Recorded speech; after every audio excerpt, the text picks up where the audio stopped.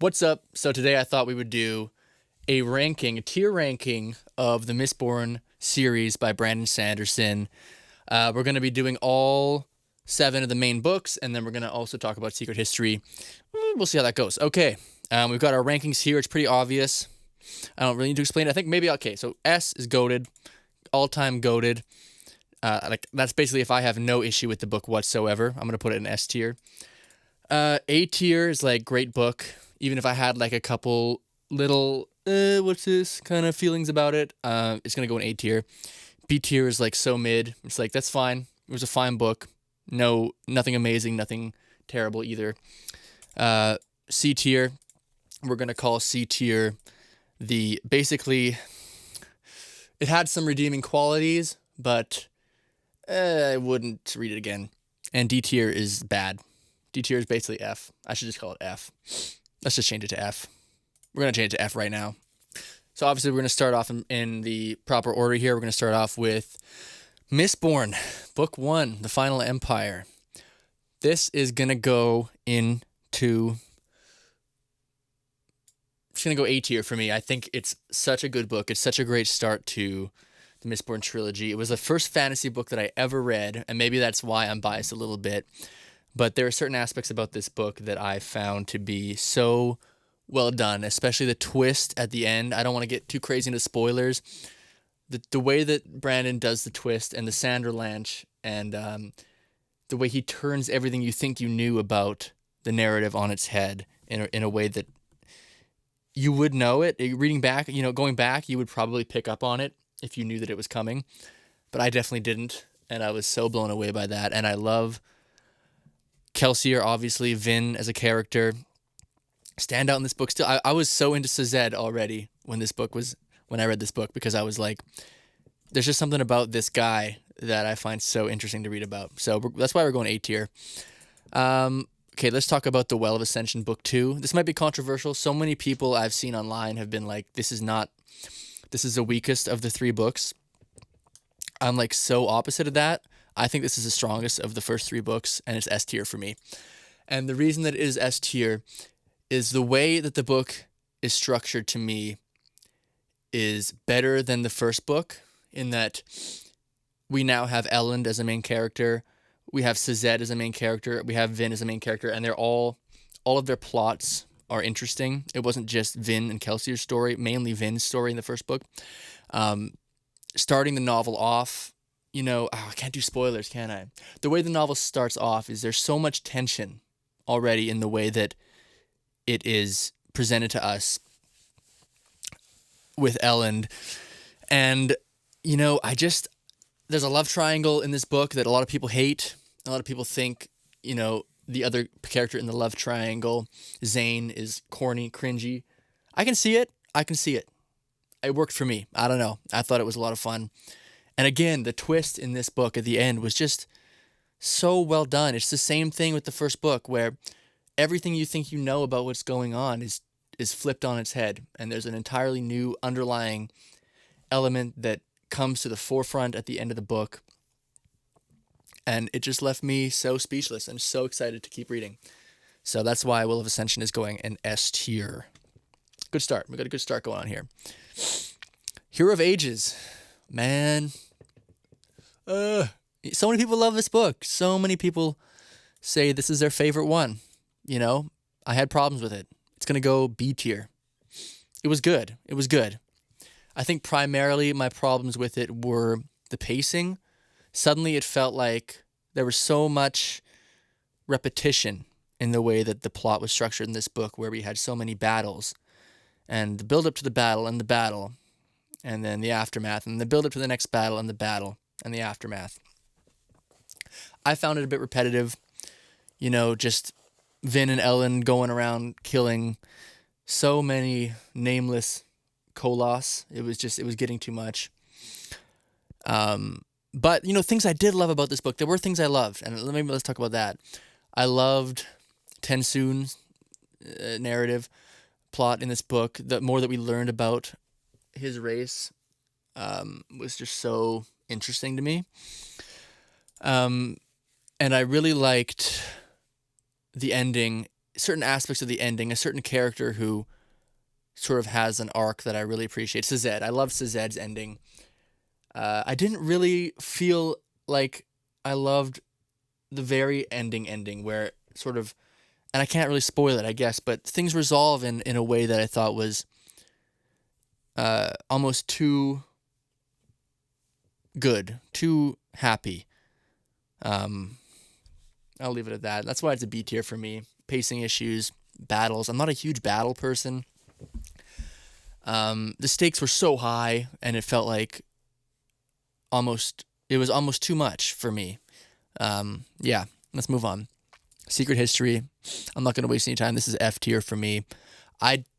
For once in my life, I didn't like the fact that Brandon Sanderson went ahead and flipped the narrative again, but in a way that's so like, not everybody's going to read this, and I get it that like if you really want to go deeper into the Mistborn world and you want to learn a bit more about, what's sort of hiding beneath the veils of the world and the Cosmere. I understand it has implications for the Cosmere. I haven't read the entire Cosmere. I've read everything except Warbreaker and the Stormlight Archive, which I'm going to be reading this year with book 5 coming out. But, cool. There's implications there. That's cool. I just felt like, the twist that sort of takes everything you knew about the first 3 books and adds that extra layer. I didn't feel like that was necessary. I almost felt like it was forced.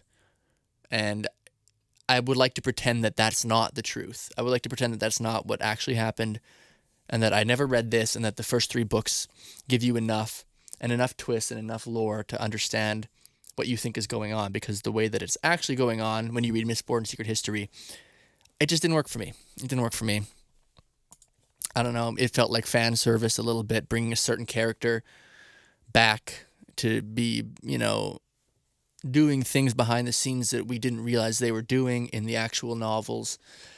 Yeah, it's F tier. Hate me, I don't care. I don't freaking care. Okay. All right, we're moving on to Era 2. This is going to be controversial, maybe. I was not a fan of Era 2. I read all 4 books. I got some problems. Let's go into it here. Alloy of Law. I'm gonna give it a C. I think that it was almost a B. It would have been a B if it was a bit longer, if there was a bit more depth there. I think I could have enjoyed it a bit more, but it felt so surface level, Western, tropey, action adventure, fun little romp. I get it. I understand it. I enjoyed it. It was a fine read. But after what happened in the first trilogy, I just, and I understand, I've read that Brandon didn't intend to write this as 4 extra books. It was sort of supposed to be a one-off or whatever, and then it sort of expanded into this whole thing. But no, it was 300-something pages of action-adventure goofiness with not enough depth for me as a reader. So that's why it's going C tier. Shadows of Self, I liked more than Alloy of Law. It's going to be a B tier book. It's going to be behind Hero of Ages. And the reason why I liked it more is I felt like the plot in this one just worked for me a little bit better. I think the mystery in general felt a little more earned, and it felt a little more interesting to me. And I really enjoyed the characters in this one a bit more. Some characters that I like, some of the female characters got some more screen time in this book. Yeah, it still didn't do anything for me nearly like the first trilogy did, but yeah, I liked it more than the first one, than Alloy of Law, that's for sure.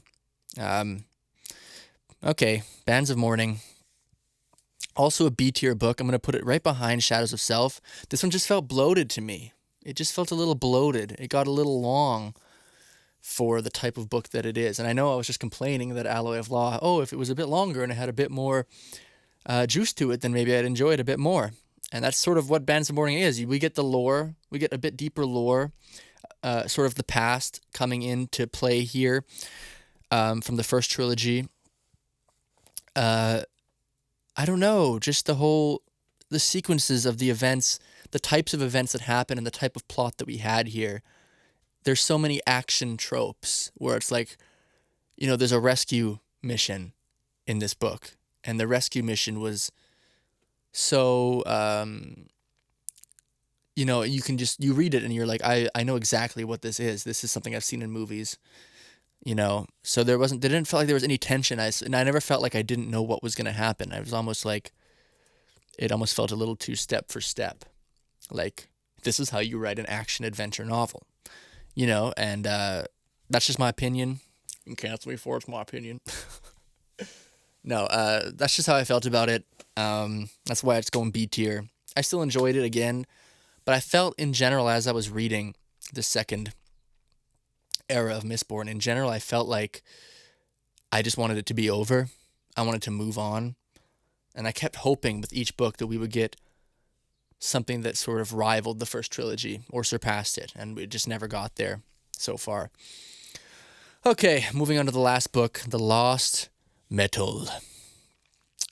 Okay, where do I want to put this?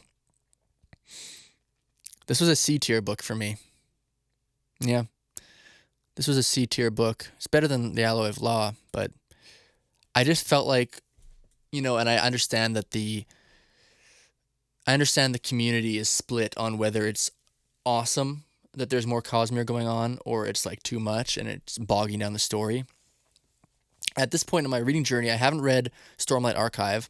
I've read a lot of other things, pretty much everything except Warbreaker and Stormlight Archive. I've read a lot of the short stories as well, and the novellas. I just felt like why are we bringing in these plots that are overarching now? 4 books into this quadrilogy. Is that the word, quadrilogy? I don't know. Fact check me on that. It just felt so sudden. It felt like forced a little bit, and so that aside, I enjoyed the book. I felt like Wayne's arc in this book was the best arc for Wayne that we'd had the whole quadrilogy.